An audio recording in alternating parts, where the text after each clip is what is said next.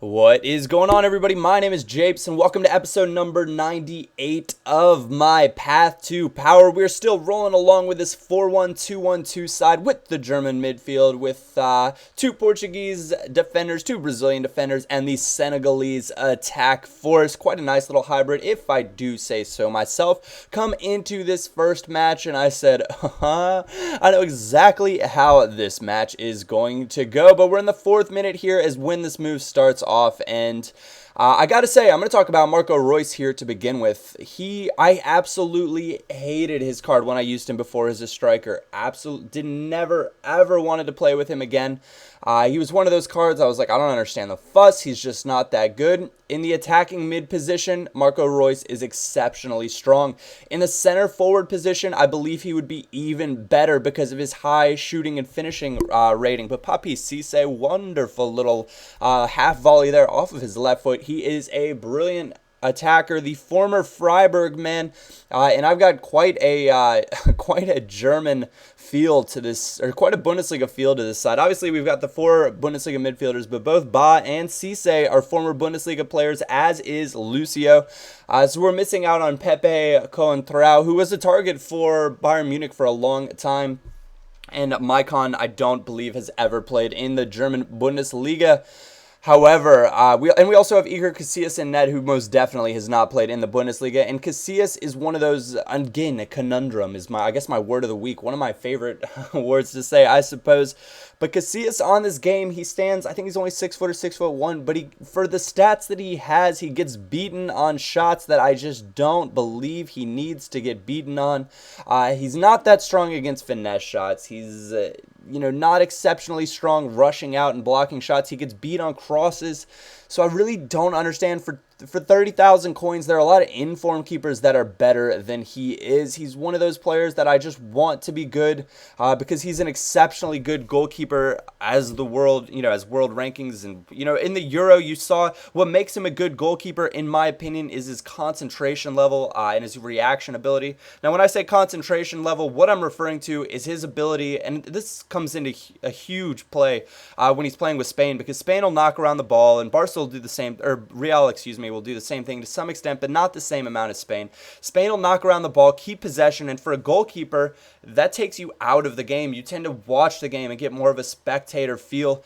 But Casillas manages to keep his concentration level so high that the 1 or 2 times that he's called upon in a match to make that key save, he does it, and that is what makes him an exceptional goalkeeper in my most humblest of opinions.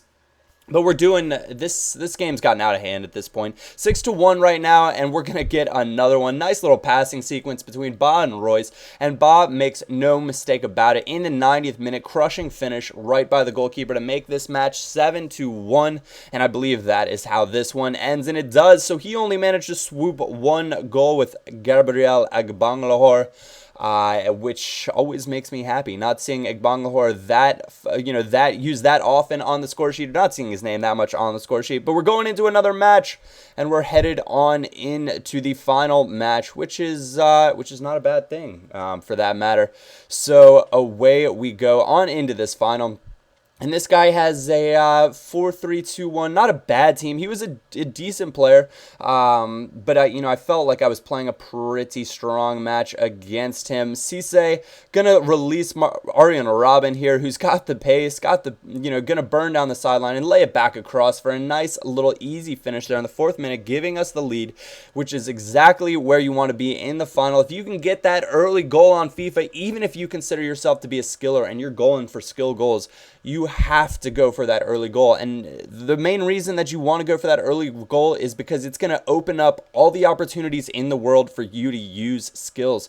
The other person's going to start to get a little bit flustered. They're going to start diving into tackles. They're going to start pressing, and you're going to have the opportunity to score some nice skill goals. But David Villa scores right there, out jumping Lucio and putting it right by Casillas. And it's goals like this that just make me wonder with Casillas. And again, another finesse shot just goes right on by him. This was the match where I was thinking, you've got to be kidding me, Iker. Son, Iker, I know you're supposed to be incredible, but on FIFA, you just don't do yourself justice. It was kind of like the way Messi felt for a long time in FIFA 11, where it was like, you're the most amazing player in the world, but you're just not that incredible because you get bullied off the ball all the time. But we're going to get one back right here.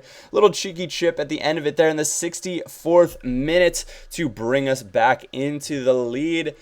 And then, of course, there's only one thing that can happen to us at this point. He springs Nilmar free, and Pepe steals it, but Nilmar steals it back, and he's going to finesse shot right by Casillas in the 70th minute, which is a bit of a bummer, to bring it back level at 3 apiece. So quite an exciting final at this point, but there's only one thing that... Oh, my God, no. No, EA. No. Rough. Somebody... Oh, disconnected from the servers. That's just not cool. Come on, man.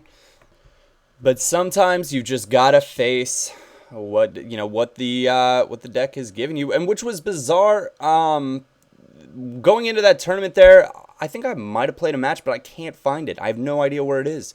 The score was 5-4, so I apologize for that. But we come up against this guy in the second round, and he's got a nice little attack. Chemistry's lacking, but he's got a Barca defense, and I love seeing people that use the Barcelona defense because, in my opinion, based on pace stats in Ultimate Team, Piqué and Puyol are extremely weak options to use at the center back position, and shows you exactly why right there, muscling out Gerard Piqué on a failed over-the-top through ball. And we get the lead there in the, third minute, fourth minute, something like that. But again, Cisse doing some nice work here, finds an overlapping Arjen Robben, and he's just trying to get back with Fabregas. And when you're trying to recover, you do stupid things and make silly mistakes like overcommitting to worrying about the cross, just like that.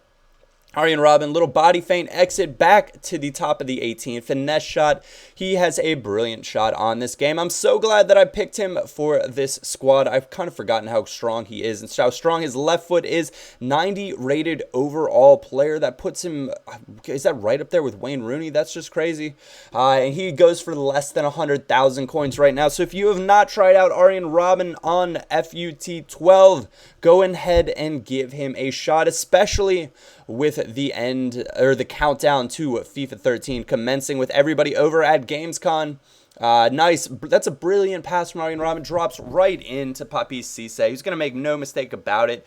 Give us that lead, that 4-0 lead, going in to the end of the match here, well into the second half. And this one is done. It is finished here. And one more in the 90th minute. He got his team forward. And Ba's just going to round the keeper, dribble it on in. If you did indeed enjoy this episode of this 98th episode of my Path to Power, a rating is always greatly appreciated. I do love and appreciate all of your support. I don't know if I'll be streaming again today, but stay tuned to my Twitter for that. Other than that, my name is Japes, and I will catch you all next time.